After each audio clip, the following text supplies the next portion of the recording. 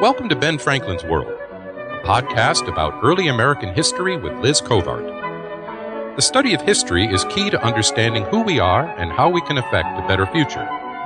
Ben Franklin's World will introduce you to historical people and events that have impacted and shaped our present-day world. And now, here's your host, Liz Covart. Hello and welcome to episode 18 of Ben Franklin's World, the podcast dedicated to helping you learn more about how the people and events of our early American past have shaped the present-day world we live in. Each week, we sit down with an historian to discuss their unique insights into our early American past so we can learn more about who we are and how we can affect a better future. Do you know who wrote the Declaration of Independence? If you answered Thomas Jefferson, you would only be partly right. Jefferson drafted the first draft of a document that he and others authored. Danielle Allen, foundation professor at the Institute for Advanced Study in Princeton, New Jersey, and author of Our Declaration, a reading of the Declaration of Independence in Defense of Equality, will lead us on an exploration of the Declaration of Independence. In today's episode, Danielle will reveal how New Hampshire's need for a government in 1776 led the Continental Congress to start writing the Declaration of Independence, the many authors of the Declaration of Independence, and how undertaking a slow reading of the Declaration will help us understand and unlock all of the ideas contained within it. But first, Danielle wrote Our Declaration because she would like every American to read the Declaration of Independence and really understand its powerful ideas. To this end, I would like to give away a copy of Our Declaration. At the end of our conversation, I will reveal how you can enter to win it. With tidings and wisdom to share about our early American past, here is this week's special guest. Today we welcome Danielle Allen, a foundation professor at the Institute for Advanced Study in Princeton, New Jersey. Her research interests include justice and citizenship in both ancient Athens and modern America. She is the author of 4 books, including Why Plato Wrote and Our Declaration, a reading of the Declaration of Independence in Defense of Equality. Welcome to Ben Franklin's World, Danielle. Thanks, Liz. Glad to be here. Thanks for having me. I'm really excited you're here because we're going to talk about the Declaration of Independence, which, as you know, is one of the most important documents in the history of the United States. But more than just discussing its history, we're actually going to talk about how to read the document. That's right. In fact, it was the challenge you posed in Our Declaration that all Americans should undertake a slow reading of the document that attracted me to your work. So, Danielle, before we dive into Our Declaration, I understand that you are not a historian, but a political theorist.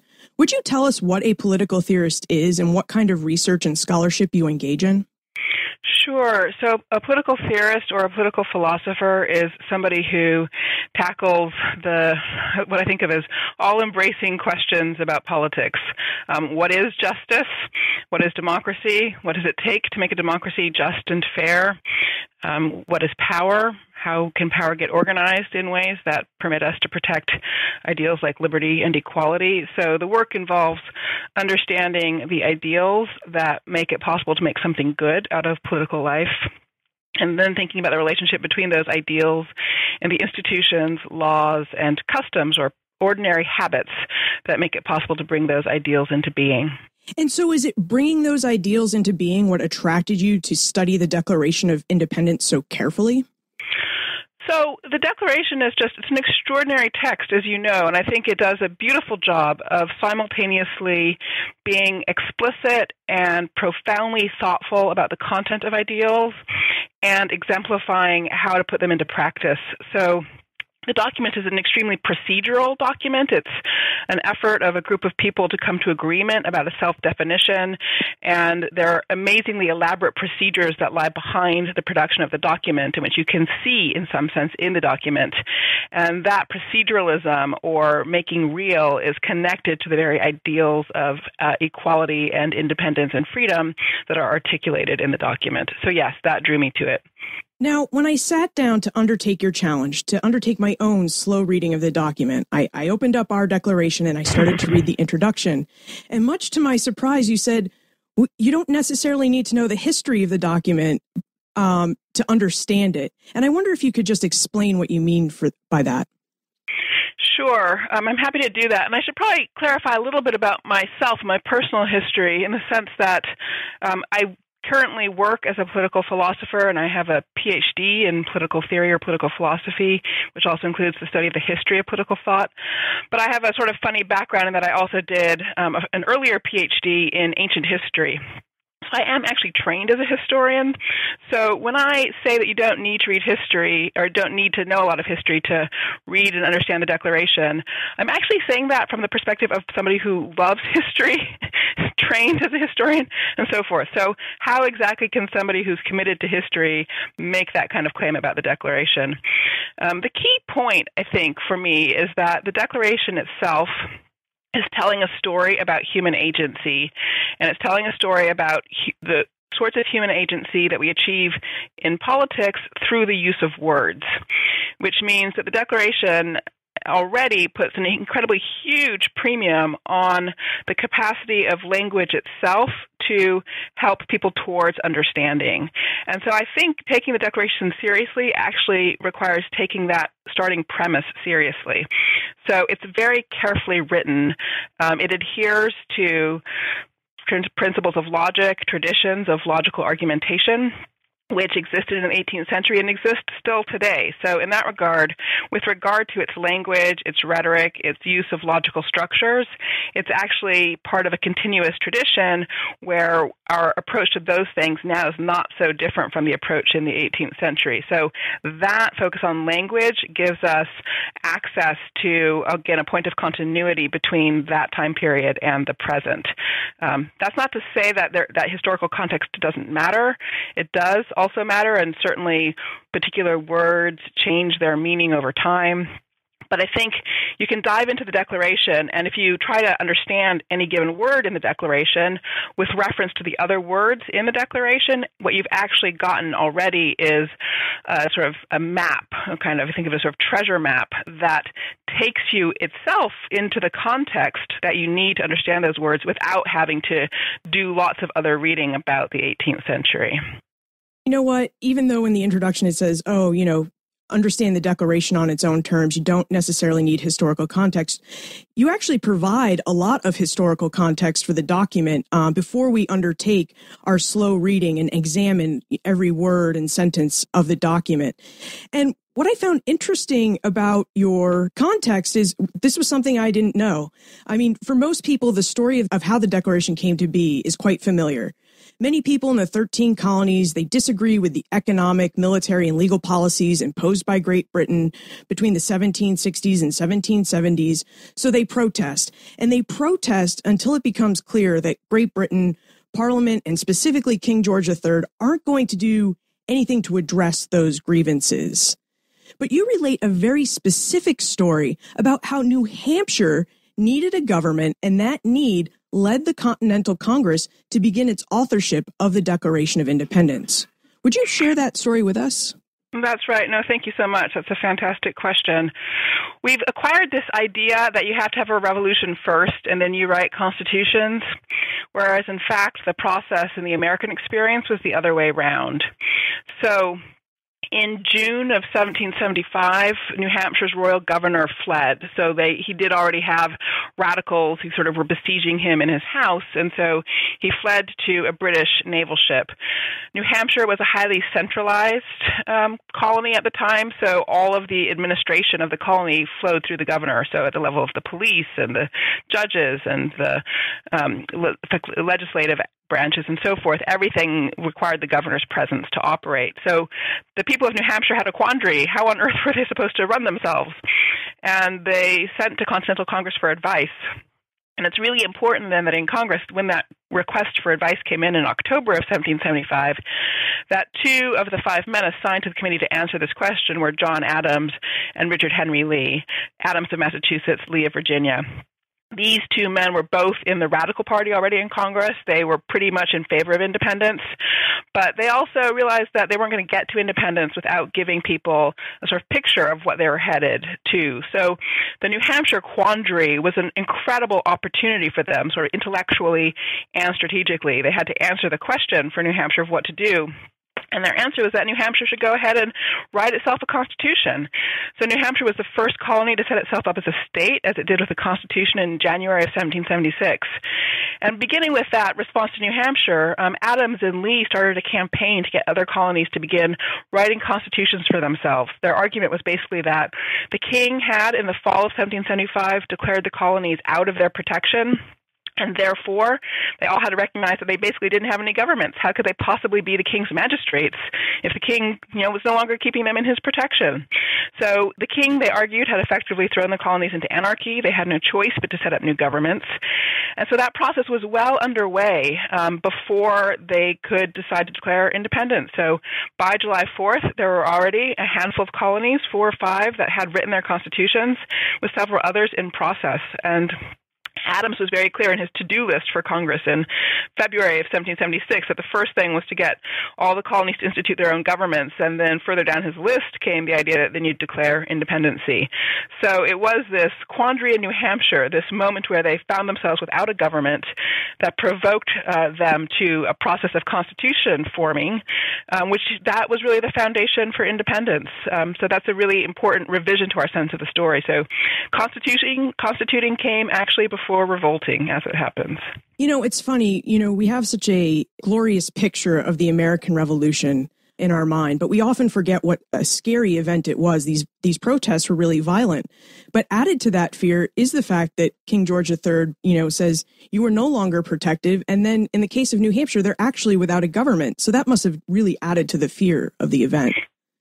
Absolutely. I think one of the ways I really enjoy, I was going to say I really enjoy sort of picking up the fear of the moment. How can you enjoy that? But to feel that you are there and present and can feel the tension of the moment, I think a great way to do that is to read the correspondence between John Adams and his wife Abigail.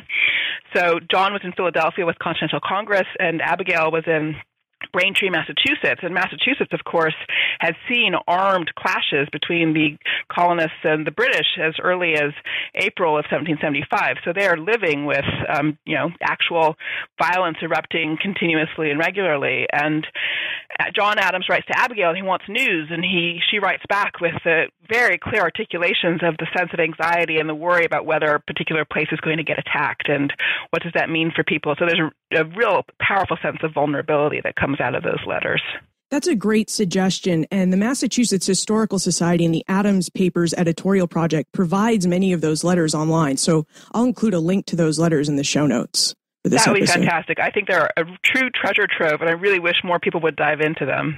So let's get to the writing of the document. If I were to ask you who wrote the Declaration of Independence, you'd likely say Thomas Jefferson.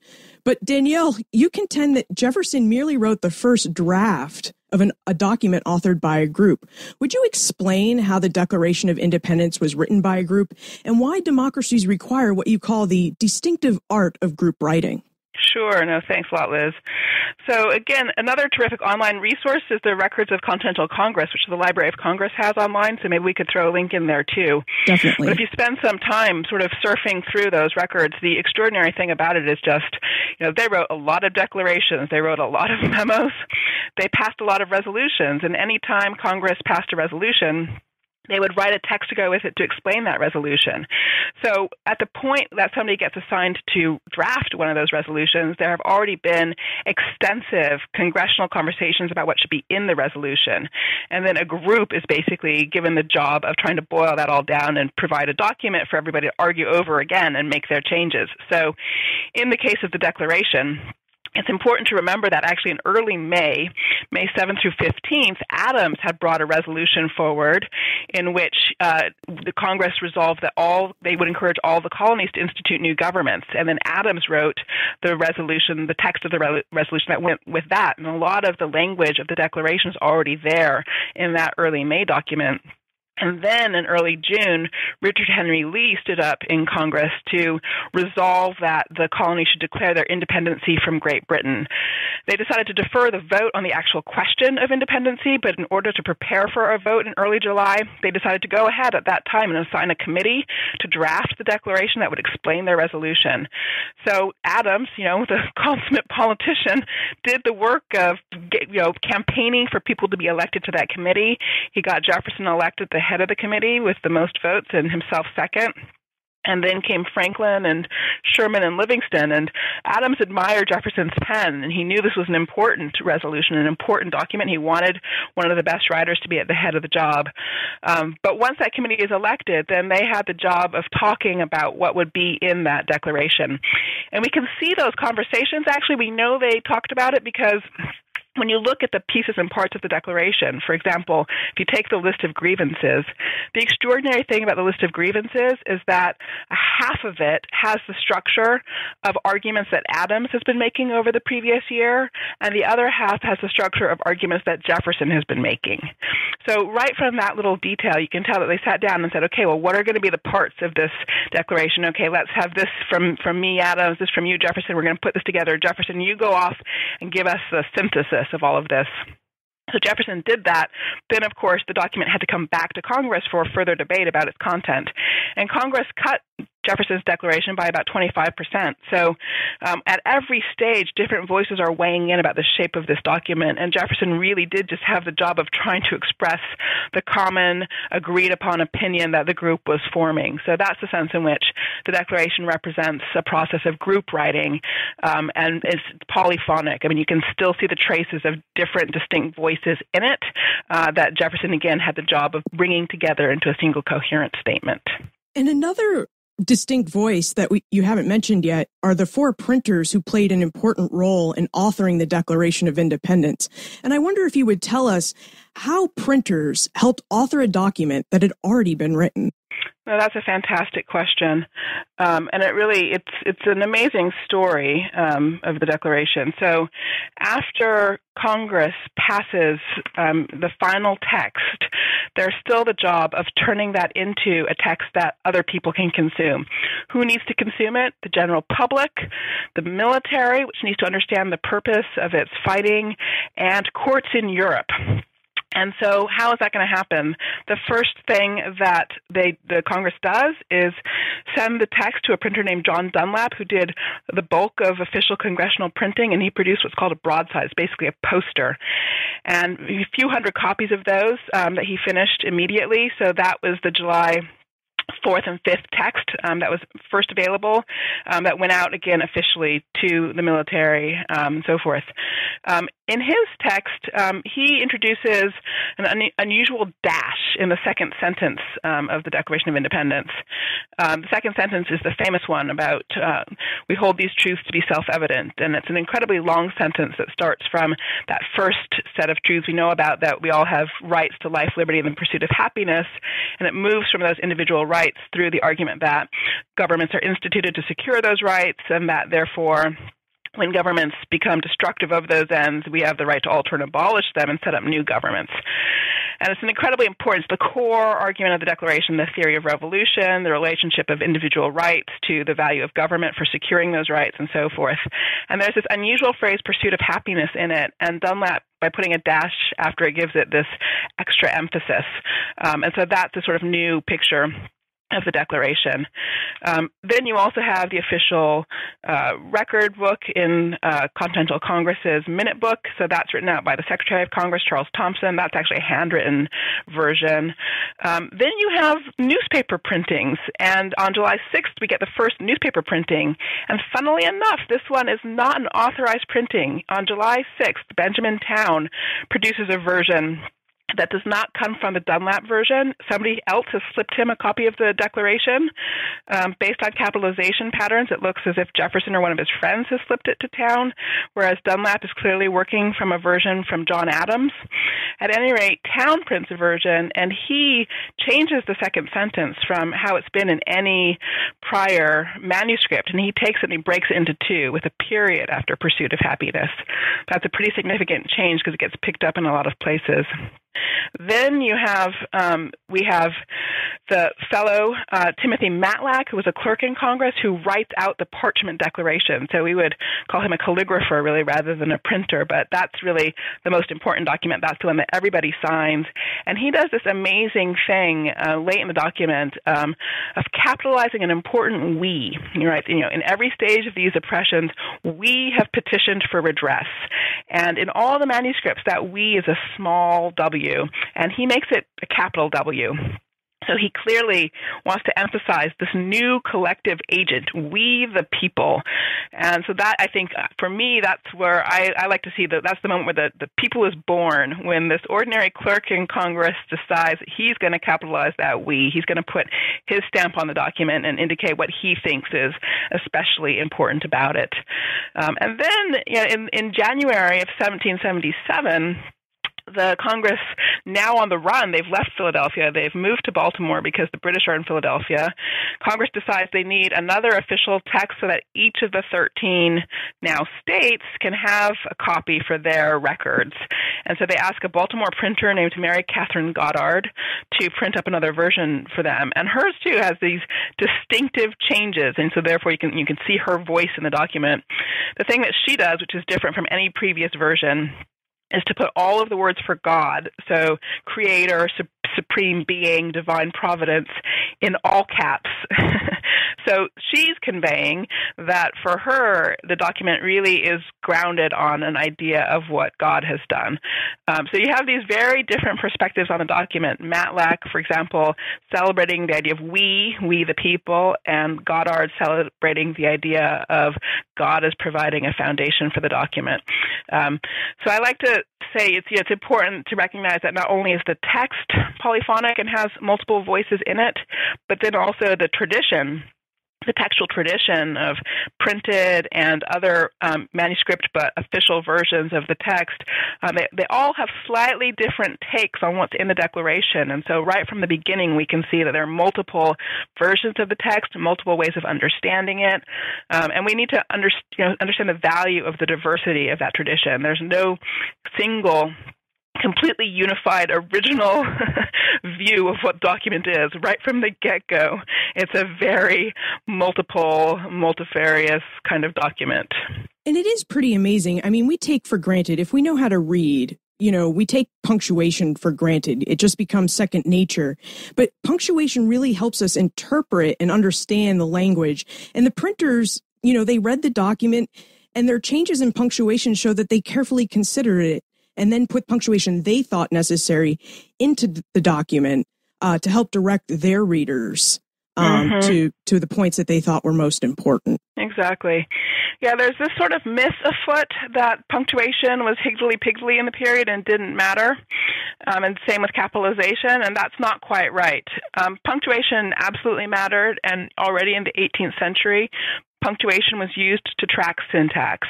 So punctuation was used to convey meanings. If syntax is how sentences are put together and what the grammar and logic of the sentence is, punctuation is pointing people to that already in the 18th century quite consistently. So changes in punctuation did mean that people were offering different interpretations of the text and pointing readers in the direction of taking different meanings from the text.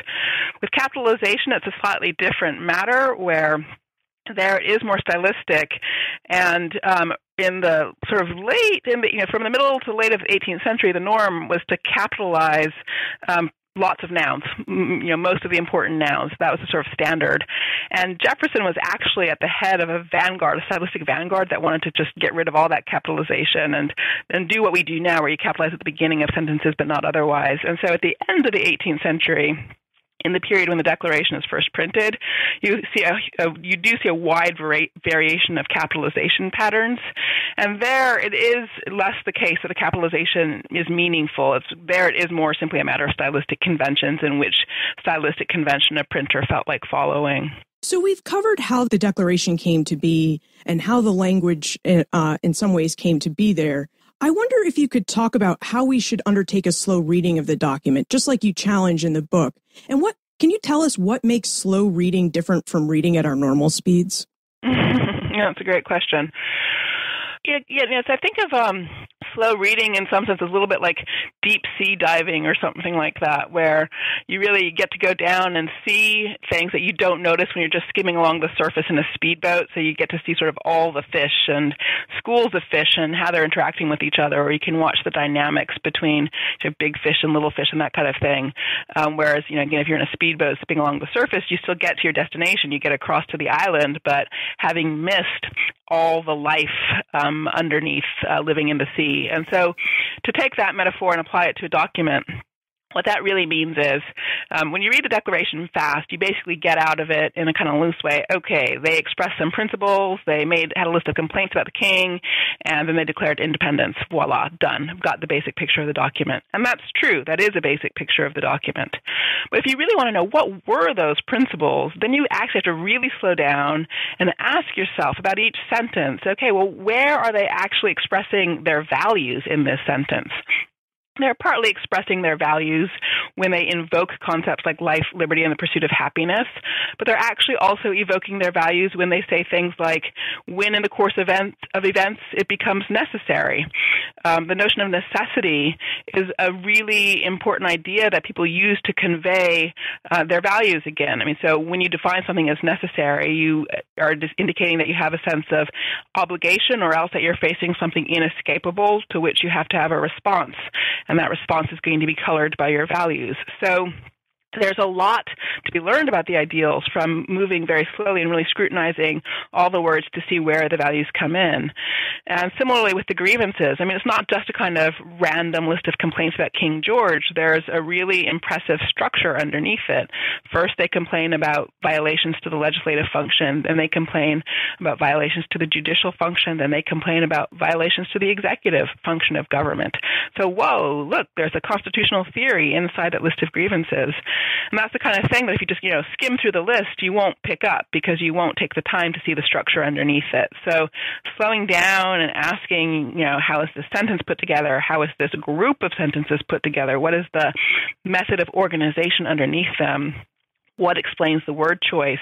How do these words relate to each other? So when we have invocations at the beginning of the document about independence, how has that word changed by the time we get to the end of the document and they've declared their independence? Or what have we learned about the definition of the word? To ask those kinds of questions is what it takes to slow down in one's reading. And the result is a much deeper understanding of the body of thought that lies behind the argument presented in the text. So much of our Declaration takes us through the Declaration of Independence, line by line, and in some cases, word by word. And I was amazed that when I really took the time to read the 1,337 words, which is really only about, 5 pages of double-spaced type text. Right, exactly. If that, sort of one long op-ed or 2 op-eds is how I think of it. Yeah, there's just not much there, but you helped us see things, or at least see what we should consider, even when the words weren't there. So, for example, you find 5 facets of equality that are described in the Declaration of Independence. And yet, when you read the Declaration of Independence, you won't find the word equality in there. Instead, you'll find that they use the word equal twice. Could you provide us with an example of maybe how we can uncover one of those 5 facets of equality where we should look for it? Sure. Obviously the word equal is important, and so that's a good example of how you can start understanding the word by looking at other instances in the document. So,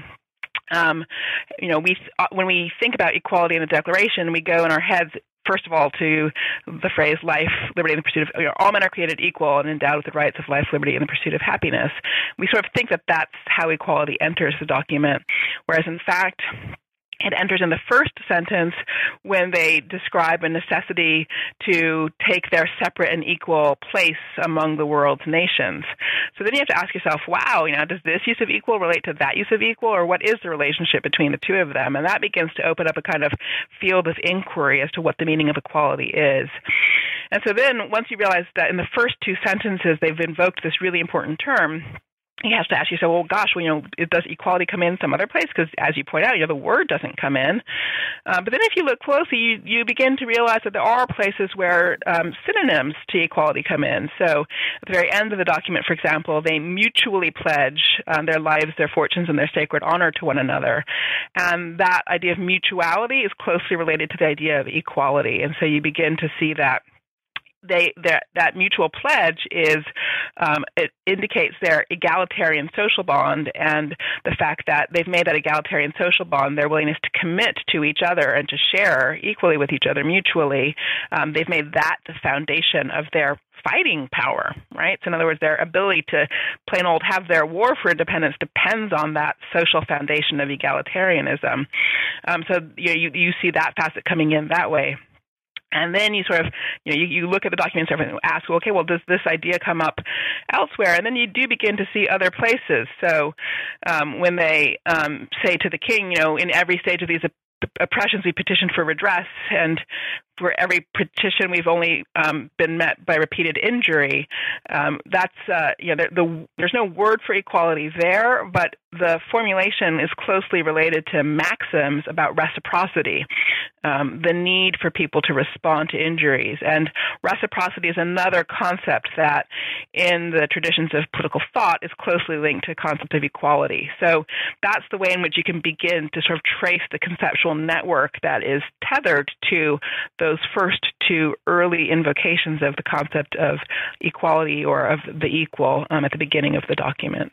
So equality is inherent in the Declaration of Independence, which seems like that means we should really address the elephant in the room, right? I mean, for those of us who know our history, or at least some of the history behind the Declaration of Independence, how do we reconcile the fact that the language and argument of the document says that all men are created equal, and yet many of the white male founders did not necessarily mean to include men who didn't own property, women, or people of color in their definition of equal? I mean, many of the founders owned property and slaves. So it's interesting. Yeah, no, there's no question about that, and that's a very hard thing to think about in relationship to the Declaration. And there are probably, I guess there are sort of two things I would say about that. I think the first and most important one is that they made a self-conscious distinction. They're very explicit in making a distinction between their principles and the organizational form they used to realize those principles. You can see that distinction at the end of the second sentence when they say that, it's the right of the people to alter or abolish those governments that are destructive of individual rights, and to set up new governments on the foundation of such principle and according to such form as shall seem to them most likely to affect their safety and happiness. And what this meant was that they actually could mean that the principle was one that involved all people, but they, in their moment, they were choosing a form that did not involve all people. Okay, let me try to make this concrete. We can see precisely that distinction at work, again, in the correspondence between John and Abigail Adams. So let me just read you something that Abigail wrote to John, March 31st of 1776. I long to hear that you have declared an independency. And by the way, in the new code of laws, which I suppose it will be necessary for you to make, I desire you would remember the ladies and be more generous and favorable to them than your ancestors. Do not put such unlimited power into the hands of the husbands. Remember, all men would be tyrants if they could. If particular care and attention is not paid to the ladies, we are determined to foment a rebellion and will not hold ourselves bound by any laws in which we have no voice or representation. So Abigail is being explicit. This principle means everybody. And when John responds to her, and actually when he also responds to a male friend in May of 1776, he says, yes, the principle does mean everybody, but we're going to stick with our patriarchal form for organizing that principle. And I don't endorse his decision at all. To the contrary, I think he made a mistake. I think Abigail was right, and she was right to predict that the ladies would foment a rebellion if they were bound by laws in which they had no voice or representation. It took its time, but it came. But the point is that they did understand the far-reaching implications of their principle and also understood that, therefore, there would be conflict, in effect, going forward over the institutional form that was used to make good on those principles. So that's, I suppose, I could say more about the relationship between the principles and organizational form and the sort of paradoxes and tensions in that. But I hope that gives at least some sense of the way in which they did recognize the content of their principles and had already begun to engage in argumentation about what that meant for their institutions. I wonder if you would go into how the ideas of freedom and equality are connected. I mean, by the time I finished reading our Declaration, I was convinced that our creator, our founders, and our forefathers had really given us a patrimony of both freedom and equality. And yet, so much of what we hear today in the news emphasizes only aspects of freedom. So I wonder if you would talk about how freedom and equality, are in tandem with each other, that go together, and yet why so much of the emphasis is on freedom, and do we lose something by not emphasizing equality too? Sure. No, thank you so much. The core idea is that if some people dominate others, that is to say, if there's inequalities that develop, then those who are dominated aren't free. So the only way in which you can actually pursue a course of freedom is if you achieve egalitarian relations among the people of a polity. So you can't have freedom unless it's freedom for all, and you can't have freedom for all unless you've built it on a foundation of equality. So equality is the ground of freedom. And that basic insight was the long-standing traditional way of thinking about the relationship between freedom and equality. It goes back to ancient Athens, goes back to ancient Rome. It characterized the political thought of the 17th and 18th centuries. And so the idea was that freedom and equality were mutually supporting. You needed each for the other. That belief in the mutual support of freedom and equality began to erode in the middle of the 19th century. And the story there is really a story about the rise of communism and socialism and the response of people against communism and socialism and the way in which that conversation developed. So, for instance, in the opening of the Communist Manifesto, Marx writes that it will be necessary to invade the property rights of the bourgeoisie, to infringe their liberty, in effect, to achieve what he wants. And the response for the anti-communists is precisely to argue that now liberty and equality have been set in opposition to each other.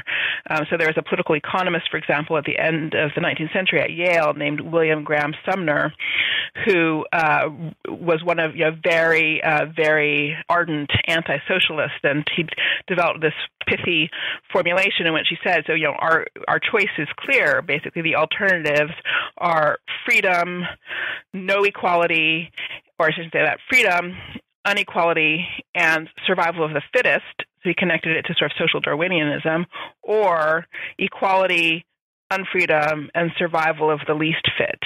And that formulation then fed into the ideologies that developed in the 20th century around the Cold War. So as the U.S. Sort of geared up in its fight against the Soviet Union, it defined itself as this is a fight between the side that was for liberty and the side that was for equality. And you can find this in a lot of, even in as early as the 60s, there's sort of an article published in a libertarian journal called The Freeman, which is titled The Eternal Conflict Between Liberty and Equality. So in this period of 100 years, an age-old tradition of understanding equality and liberty as mutually supporting was broken. And I think we're still living with the consequences of having broken that link between equality and liberty. And so I see one of our absolutely most pressing political needs as being to reconstitute our understanding of the ways in which equality and liberty, again, are mutually supporting, mutually constituting concepts. And perhaps if more people undertake a slow reading of the Declaration of Independence, perhaps you can cause that movement. Well, I sure hope so. Absolutely. That would be fantastic. No question about it. So I would be delighted if that were something that happened. Well, let's continue our conversation about the equality aspect of the Declaration of Independence in the time warp. Now, this is a fun segment of the show where we ask you a hypothetical history question about what might have happened if something had occurred differently or if someone had acted differently.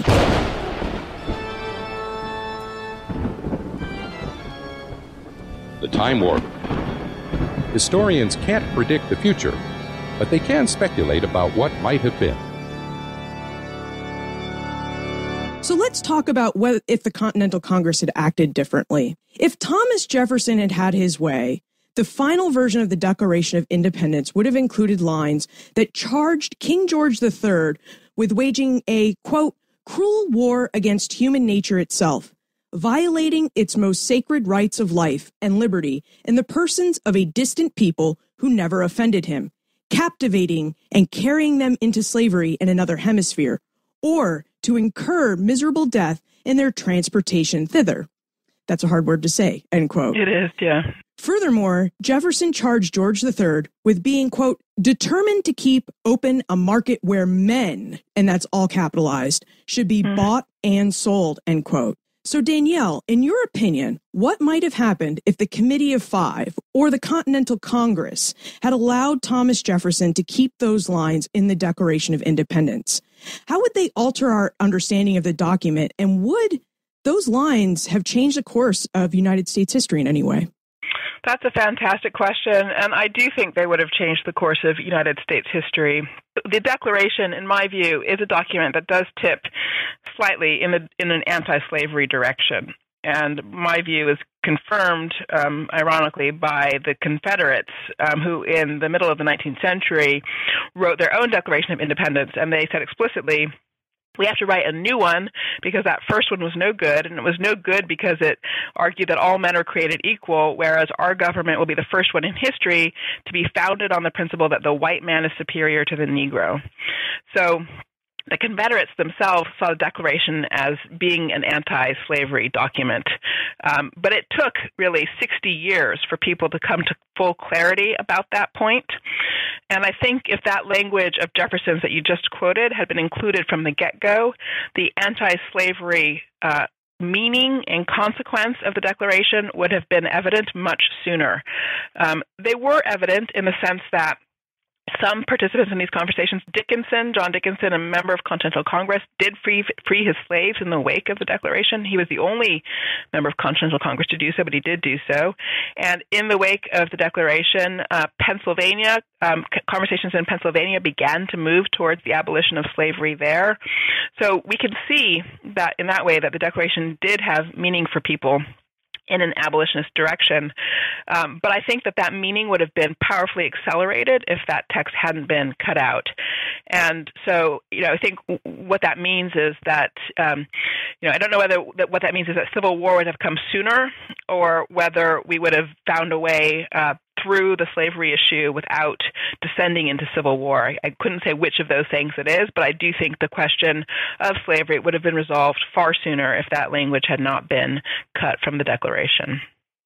And that language is included in a chapter of our Declaration. So if people want, you can go read the book and consider which of those scenarios you think would have been most likely. That's great. Yeah, no, that's terrific. Time warp. So Danielle, before we conclude, what are you researching and writing about now? I mean, can we look forward to a sequel called Our Constitution?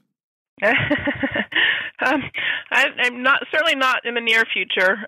In all honesty, I'm still doing lots of work on the Declaration. So there are lots of loose ends that I don't think I quite got to in the book. So, for instance, I've mentioned a few times in this conversation the correspondence between Abigail and John.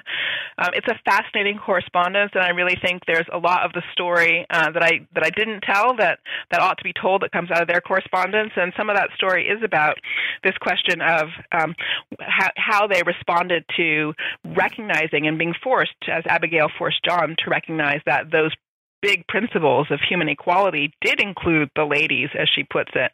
I think there's still a lot more to be said about the work that language of the Declaration was doing for a general project of human equality. And again, as I said, I think there may be something coming out from me about John and Abigail and their conversations about politics. Great. We look forward to seeing those, what you have to say about John and Abigail Adams. Thank you so much. Where's the best place to look for more information about you, your work, and how to get in contact with you? The best place would be the website of the Institute for Advanced Study. So I'm not going to be able to tell you it's just www.ias.edu.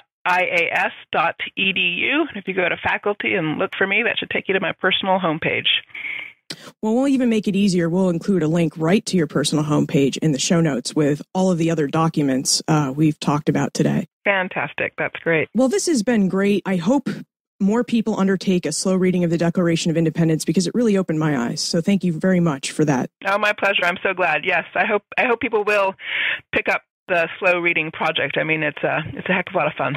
Great. Well, thank you for joining us on Ben Franklin's World. Thanks for having me, Liz. Have a great day.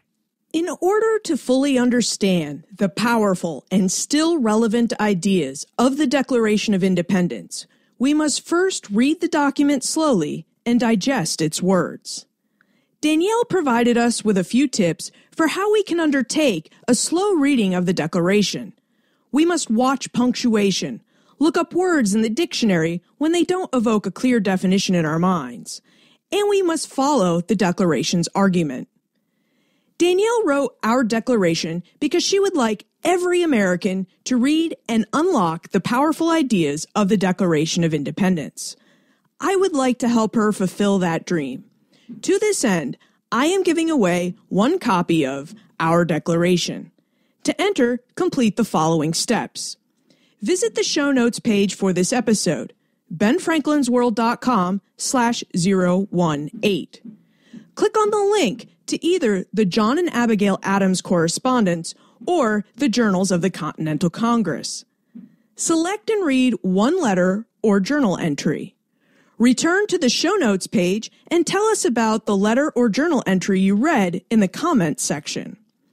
I will randomly select the winner on March 9, 2015 and announce it in Poor Richard's Club.